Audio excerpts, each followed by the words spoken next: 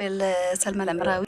Je suis copropriétaire de la ferme Zitouna qui se situe dans la région de Tifelt, vers Khmissat, route de Maziz.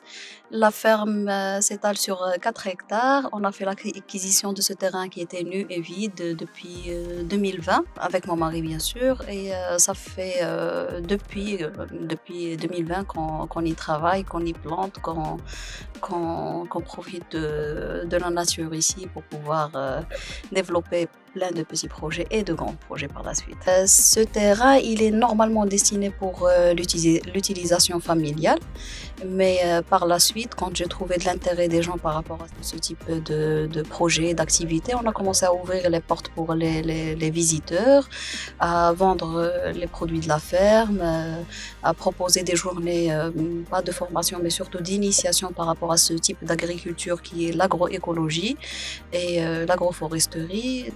Donc voilà, on essaie un petit peu de réunir plusieurs personnes qui sont intéressées par ça au niveau de la ferme. Alors on essaie de préserver les graines originales, on essaie de choisir des plantations qui s'adaptent au climat local, on essaie de transférer les informations par rapport à des gens qui veulent s'initier à cette activité, on essaie de partager toutes les connaissances qu'on a avec toutes les personnes qui veulent justement s'initier à ça. À long terme, c'est peut-être une idée un peu folle, c'est que tous les Marocains puissent consommer des produits qui ne sont pas traités chimiquement.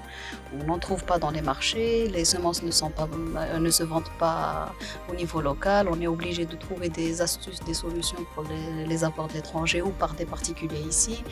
Donc c'est peut-être un peu utopique, mais pourquoi pas dans un avenir un peu lointain ou proche même, que les Marocains puissent tous consommer, trouver ces produits bio dans tous les marchés et qu'il n'ait pas le choix à choisir entre le conventionnel et le bio. Ça, c'est un rêve. Mais sur le terrain, par rapport à notre ferme, on aimerait bien structurer un peu plus l'activité ici, que ça soit un peu mieux organisé. Moi, ce qui me tient le plus à cœur, c'est que le domaine de l'agroécologie, il est encore très méconnu ici au Maroc. Donc, j'ai l'impression que les gens qui ont des connaissances et du savoir dans ce domaine, c'est une catégorie de gens qui sont cultivés, qui sont peut-être des médecins, peut-être des ingénieurs, peut-être des professeurs. Ce sont toujours des gens qui sont cultivés, qui ont accès à des livres, à de l'information et de la recherche. Alors que le grand public, il n'est pas touché par l'agroécologie. Pourtant, les techniques, elles sont basiques, elles sont simples. Donc l'idée, quand j'ai commencé par exemple la chaîne YouTube, c'était de vulgariser un petit peu le terme, de pouvoir le rendre accessible aux femmes au foyer, aux agriculteurs lambda, à tout le monde, pour que les gens puissent avoir accès à ces techniques, bien sûr, et puissent être sensibilisés à une agriculture au naturel, comme nos ancêtres l'ont fait, comme on l'a fait depuis très très longtemps, avant l'industrialisation et avant l'utilisation des produits chimiques. Donc ce qui me tient à cœur, c'est qu'il y a des gens qui ont accès à ces informations, on ne met pas la lumière sur ce qu'ils font, ils sont méconnus du grand public et peut-être qu'ils exposent leurs connaissances à l'étranger, mais pas au Maroc malheureusement. Quand on parle du local, c'est toujours bourré de produits chimiques sans supervision, malheureusement. Et ça fait mal au cœur malheureusement. C'est quelque chose qu'on devra peut-être changer petit à petit, mais qui doit être changé parce que les gens maintenant ils sont informés, c'est juste qu'ils n'ont pas accès à l'information. Ils savent que c'est pas bien peut-être, ils savent qu'il y a autre chose que le conventionnel, mais ils savent pas comment s'y prendre. Pourquoi ne pas référencer toutes ces techniques naturelles pour que ça soit accessible à tout le monde?